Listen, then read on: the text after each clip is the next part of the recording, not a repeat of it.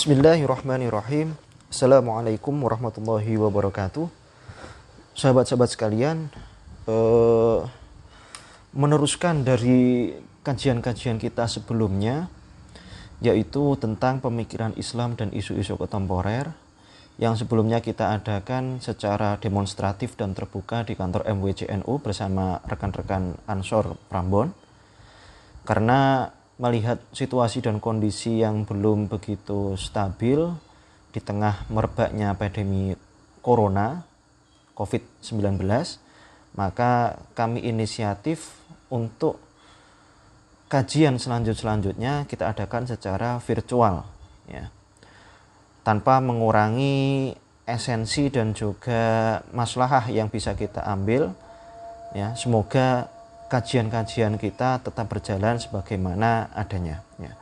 Kemudian di pertemuan sebelumnya kita telah membahas panjang lebar berkenaan tentang akar radikalisme yang ada dalam Islam, ya. 2 pertemuan kita sudah melalui, dan sesuai kesepakatan di pertemuan selanjutnya, yaitu sekarang ini, kita mencoba untuk membedah kajian tasawuf, yaitu tasawuf dari salah satu tokoh yang kita jadikan patokan di kalangan Nahdliyin dalam bidang tasawuf, yaitu tasawufnya Imam Abu Hamid Muhammad bin Muhammad Al-Ghazali, atau yang terkenal dengan Hujjatul Islam Al-Imam Al-Ghazali, ya. Tetapi sebelum kita masuk lebih dalam tentang kajian Imam Ghazali, kita akan mencoba membedah dan mereview tentang pengertian daripada tasawuf itu sendiri, ya. Baiklah sahabat-sahabat sekalian, berbicara tentang tasawuf berarti kita mencoba untuk membedah manifestasi makna ihsan dari hadits Jibril yang berkenaan tentang iman, Islam, dan juga ihsan. Dikatakan bahwa ihsan itu adalah an ta'budullaha ka'annaka tarahu fa illam takun tarahu fa innahu yarak. Ihsan adalah engkau menyembah Allah seakan engkau melihatnya, ya. Maka apabila engkau tidak melihatnya, maka ketahuilah sesungguhnya Allah Subhanahu wa taala melihatmu, ya.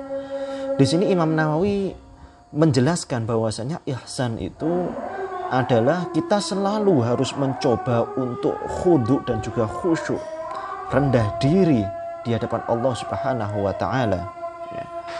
Kita tidak bisa melihat secara eksplisit, tetapi ketahuilah bahwasanya Allah Subhanahu wa taala itu sangat dekat dengan kita, bahkan lebih dekat dari urat nadi kita, ya. Kemudian dari makna terminologi ataupun etimologi dari tasawuf itu sendiri juga banyak terdapat perbedaan dari kalangan ulama, ya. Dalam sejarah dikatakan bahwasanya tasawuf itu adalah salah satu cara untuk bagaimana kita itu mensucikan diri, ya, mensucikan jiwa. Dalam bahasa Arab dikatakan tazkiyatun nafs. Kemudian juga menjernihkan akhlak. Karena tujuan dari tasawuf sendiri itu adalah bagaimana orang itu bisa membimbing kepada akhlak yang positif, sehingga bisa membukakan tabir-tabir hijab yang terdapat pada jiwa manusia, dan cahaya nur Allah Subhanahu wa taala bisa masuk ke dalam batin dan juga zahir kita, ya.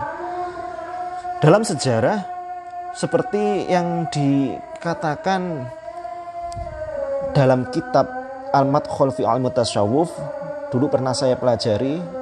Kitab ini dikarang oleh Syekh Abdul Wafa At-Taftazani.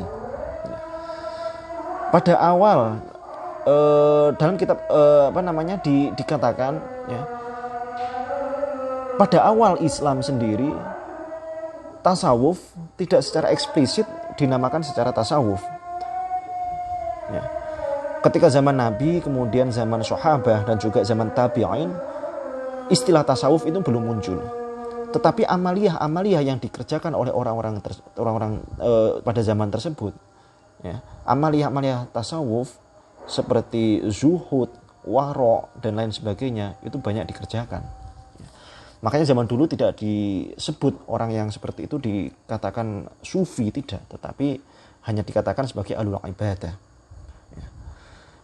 Seperti yang dijelaskan pada Risalah Al-Qusyairiyah yang digubah oleh Al-Imam Al-Qusyairi, ya, dalam risalahnya, kalimat tasawuf sendiri muncul setelah zaman sahabat dan juga zaman tabi'in. Diterangkan bahwa itu adalah sebagai muncul, ya, ketika terdapat pertikaian antara Imam Ali dan juga Muawiyah, ya. Berkenaan dengan politik, banyak orang itu melakukan keluar dari zona pertikaian politik antara Sayyidina Ali dan juga Muawiyah, ya. Nah, ketika pertikaian tersebut itulah, ya, banyak hingar-bingar duniawi yang muncul dan membingungkan umat Islam ketika itu, ya.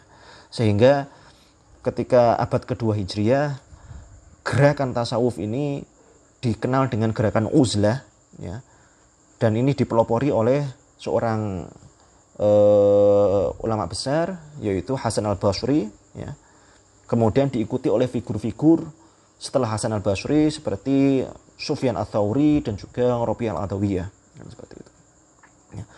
Kemudian kalimat tasawuf sendiri dalam kitab Al-Madkhal fi Ilmi Tasawuf diterangkan diambil dari beberapa kata, ya. Ada yang mengatakan bahwasanya tasawuf itu diambil dari kalimat as-safa, yaitu adalah jernih ataupun bersih. Ada juga yang mengatakan bahwasanya tasawuf itu diambil dari kalimat ahlus suffah. As-suffah itu adalah satu pelataran, ya. Karena dulu pada zaman Nabi ada beberapa orang yang muhibbin pada Kanjeng Nabi, itu diberikan tempat khusus, tempat mulia oleh Kanjeng Nabi di belakang rumah beliau. Kalau semuanya kita pernah ziarah di Masjid Nabawi, di sebelah kiri Raudhah, di belakang makam Kanjeng Nabi. Nah, disitulah ada satu tempat di mana orang-orang Ahlus Suffah, yaitu Ahlus Suffah itu ditempatkan, diberikan tempat yang khusus oleh Kanjeng Nabi.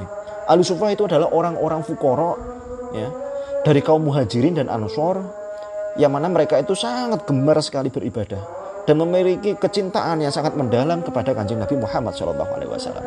Ya. Maka Suffah tasawuf, ada yang mengatakan diambil dari kalimat sufahnya tersebut, ya. Ada yang mengatakan bahwasanya tasawuf itu diambil dari kalimat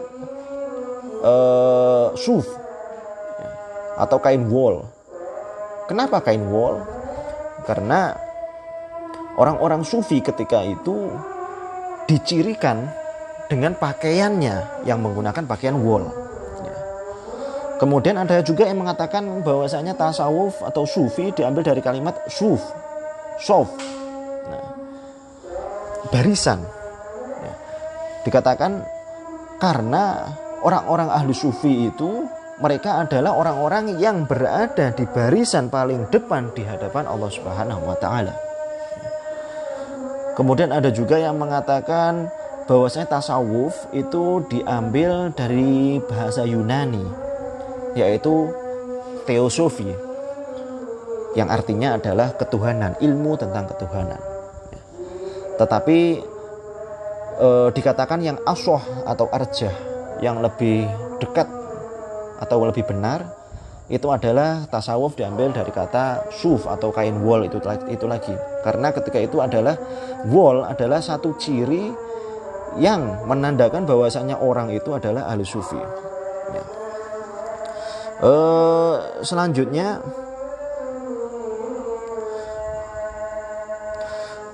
secara terminologi atau secara istilah, seperti yang didhawuhkan oleh Syekh Abdul Wahab Asy-Sya'rani dalam kitabnya Mizanul Kubra, ya, Tabaqatul Kubra, bahwasanya tasawuf itu adalah jalan para sufi yang dibangun atas landasan Quran dan juga Sunnah.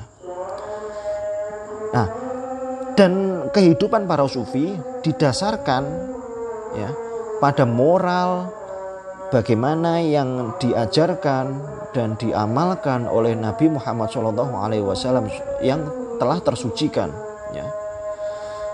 Dan itu tidak bisa disalahkan karena landasan dari kaum sufi adalah pernyataan eksplisit dari Quran, juga sunnah ataupun ijma'ul ulama ketika itu ya. Ada juga yang mengatakan seperti yang didawuhkan oleh Imam Junaid bahwasanya tasawuf itu adalah suatu amalia yang bertujuan untuk bertakarub kepada Allah Subhanahu wa taala dan tidak untuk yang lainnya. Dan masih banyak sekali definisi-definisi yang mungkin bisa sahabat-sahabat sekalian bedah pada buku-buku ataupun kitab-kitab yang membahas tentang dunia tasawuf ya. Tetapi yang perlu kita garis bawahi ya, bahwasanya tasawuf itu adalah suatu amalia yang mencoba untuk mendidik kita, mendidik akhlak kita, mendidik kehidupan kita, membersihkan jiwa kita, menyucikan jiwa kita, sehingga hijab-hijab yang terdapat pada diri kita ini bisa terbuka dan kita bisa lebih nyaman bertakarub kepada Allah Subhanahu wa taala, dan terbukalah ma'rifatullah Subhanahu wa taala kepada kita. Mungkin ini video pertama yang saya buat, dan kemudian untuk penjelasan tentang tasawuf Imam Ghazali akan kita lanjutkan pada video selanjutnya ya. Mungkin ini saja. Wallahul muwaffiq ila aqwamit thoriq. Wassalamualaikum warahmatullahi wabarakatuh.